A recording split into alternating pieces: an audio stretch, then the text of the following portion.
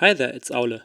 Let's look at some building techniques I used in the horse merchant's house that allowed me to reach my desired level of detail.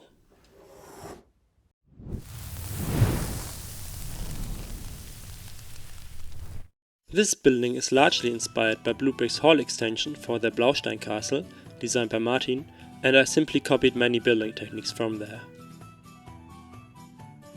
The angle is built by connecting 2x2 cut plates with hinges. The result is an angle of roughly 53 degrees. The edges on the smaller side of the angle are no difficulty at all, as simply piling bricks up there leaves no gap. The bigger angle side was much more difficult, and unfortunately I was only able to come up with two different building techniques that closed this gap. The one was piling up the wedge plates themselves, which defines the colors on the inside and outside of my 2 bricks wide walls to be the same. This turned out to be problematic on the upper floor, where I wanted the inner wall to be painted in tan, while the outside was still supposed to be light bluish grey. The alternative was vertically connecting cheese slopes on these brick modifieds. The issue here was that I couldn't insert a plate in between these layers without a gap, which didn't allow me to build the corner cuboids here as clean as the others. In the end, I decided for a mixture of both. I just had to take some losses here and there. The angles in the roof are far less spectacular. The roof slope I simply achieved by using the plate modified with clips and bars. Since I decided for a sand green copper roof, of which color there aren't too many different bricks easily available, on the wedges I had to do some puzzling to minimize the gaps. Then, to hide them entirely, I added these elements. Let's look at how I built all the different windows in this building. I'm very proud of them in fact, since there are only very few ideas that I know were stolen from elsewhere. Starting with the back windows on the lower floor, here I just jammed black turntable bases between cheese slopes on the bottom and plate modifieds with handle on the top. With enough pressure applied, this is quite stable. To round these windows up, I simply added a 1x4 brick arch on the outside. Continuing with the ones on the upper floor, here I basically stole Martin's idea from the windows of the Blaustein Castle Hall and modified them. It's very typical for Gothic style windows to have such an outline. In order to build this, the outline had to have a height of a multiple of 5 plates.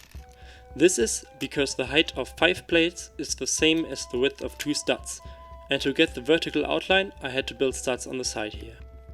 I chose an outline height of 6 studs, aka 15 plates. 2 of those plates were needed for the horizontal outline and 12 for 2 window elements, each with a height of 2 bricks, so I had to place a filler plate in between the windows. To get the studs on the side for the vertical outlines, I used the bracket plate modifieds.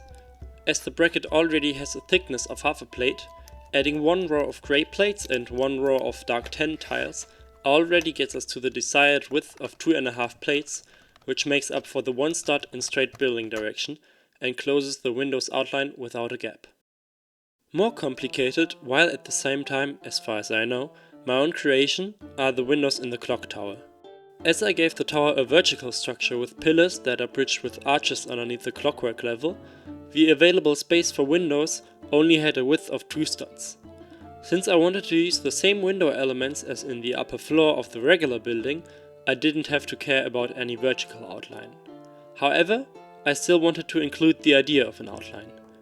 For some variation, I wanted to give the windows a triangular roof-like decoration on top. It took me very many tries until I finally was satisfied with a solution, and here it is. I took 2 1x2 cheese slopes and placed them half a stud shifted on the window elements. So far so good, but how to close the gap on top?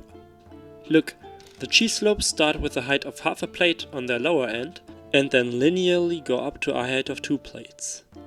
So if you place one inverted cheese slope on top of another, you get a cube with a height of 2.5 plates or 1 stud without any gap. Now I deduced the problem of closing the gap to getting 2 neighboring studs downwards at half a plate of height. This is solvable by connecting the snot and Technic bricks as you can see in the video. Just bridge it with normal bricks or plates on the next layer and voila, a perfect window. Last but not least, we have the windows in the dormers. As the dormers have a width of 5 studs, I couldn't use my usual window elements. I cheated around here, clipping some grill tile modifieds and some plate modifieds with clip. For consistency, I still decided for an outline. This time I wanted to depict a pointed arch. Building this was a complete mess with a whole bunch of brackets. I won't bother explaining it, hopefully you can just get all the information you need from this image. Let's stick with the dormers for a second, as their transition into the roof also was very tricky. The building's roof, the dormers' roofs, and the dormers themselves all aren't interconnected. The big roof simply leaves a gap for the dormers to fit in. The dormers' roofs are built with normal bricks in a right angle and some curved slopes and other stuff to make for a smooth transition to the roof when laid upon the dormers. To get a smooth transition between the dormers and the roofs, the dormers' edges are built with these panels. Moving on to the bay window. Here we can see some rather simple decoration underneath the bay window, built with 2 half-pointed arch bricks and some stud on the side stuff in between them. The real magic comes up top. Just like the dormers, the bay window's edges are also built with these panels to make a smoother transition to the roof. The roof itself is built placing plates at an angle with hinge bricks.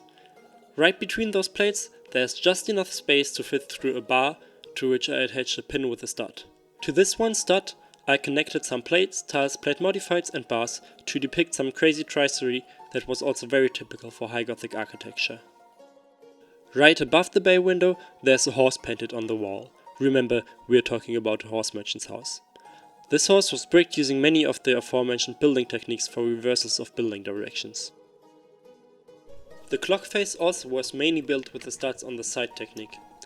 The difficulty here was to center the hole where the clock hand attaches to the clockwork and then to, you guessed it, eliminate the gap. I did this using the 2x2 quarter circle plates and a 2x2 dish in the middle. On this dish I connected the clock hand. I used many different ways to represent the uneven structure of a plastered wall, almost all of them copied from Blaustein Castle's hall extension. Most of them come from utilizing bricks that already have an innate structure, such as masonry bricks, hinge bricks and plates, and brick modified with log structure. The rest of the structure comes from placing brackets facing outwards on the wall's inner layer and just build some structure on there with curved slopes, tiles and plates. And remember, brackets have a thickness of half a plate, so placing 2 layers of plates on these brackets makes it level with the rest of the wall again. The doors on the lower floor are probably some of the most simplistic you've ever seen. It's just some bricks and plates stacked on top of each other, only connected to the rest of the build with the leftmost stud on the bottom and on top. On the upper floor, the doors are standard 1x3x5 door elements. The remaining doors are all built by connecting a plate with plate modifieds with clip to a bar. I really like this chair design. These bookshelves also use many structured bricks, plates and tiles, as well as some studs on the side techniques to look as random as possible. I really hope you liked this video and maybe you were able to take a thing or two away from it. If so, then don't forget to like, comment and subscribe.